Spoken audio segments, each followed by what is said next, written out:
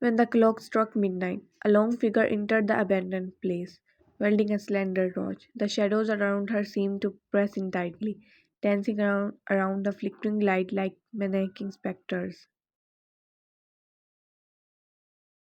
The crumbling walls, covered in layers of dust and decay, whispered secrets long forgotten as they watched the trespasser cautiously making her way through the eerie silence of the abandoned place.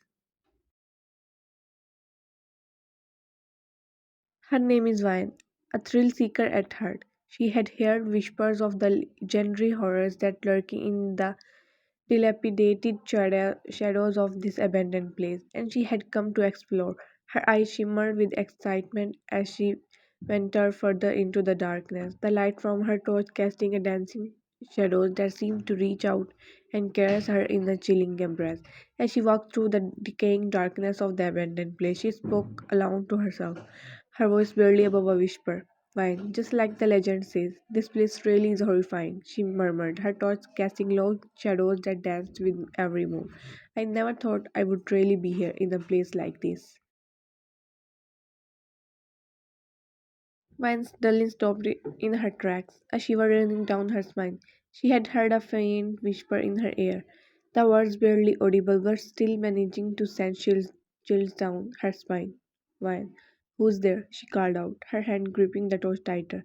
She felt something behind her, a presence so close that she could almost feel a breath on the back of her neck. Her heart raced as she spun around, the beam from her torch slicing through the dark air.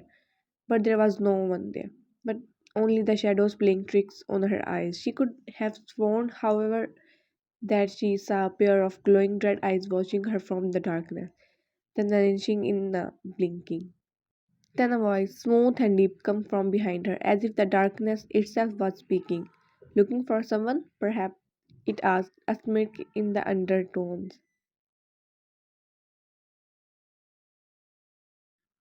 She froze, her heart slamming against her chest. The voice was so close again, and yet still she couldn't see anyone or anything. She took a step backward, her free hand reaching behind her to try and find the source of the voice. "Man, who are you?" she managed to stir, her voice trembling. There was a pause, and then a soft chuckle, as if the owner of the voice was laughing at her. "You came here looking for a devil, didn't you?" The voice poured. "Be careful what you wish for. You might just find one."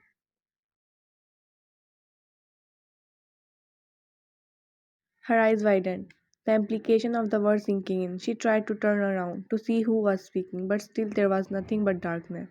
The scene of someone or something but being just out of her field of vision was maddening. "Ryan, who's there?" She tried again. The fear in her voice was starting to rise steadily with each passing moment. "Show yourself." Another chuckle, softer this time, and then the voice was suddenly much closer, almost as if the speaker was right next to her ear.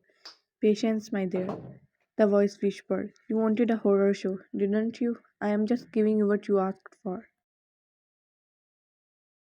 She stared into the darkness behind her, her back rigged with fear. She was absolutely sure she had heard the voice in her ear, but no matter how desperately she looked, there was absolutely no one there. The only thing she could see were the shadows, taunting her with their silent stillness. She shook her head, trying to shake off the fear, telling herself it must be hallucinating.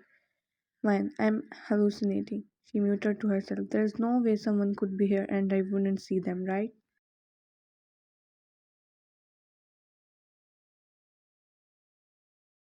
She took a deep breath, attempting to steady her nerves.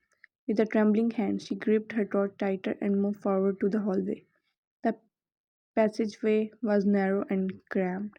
The darkness seemed more intense here. Every step she took echoed loudly against the wall.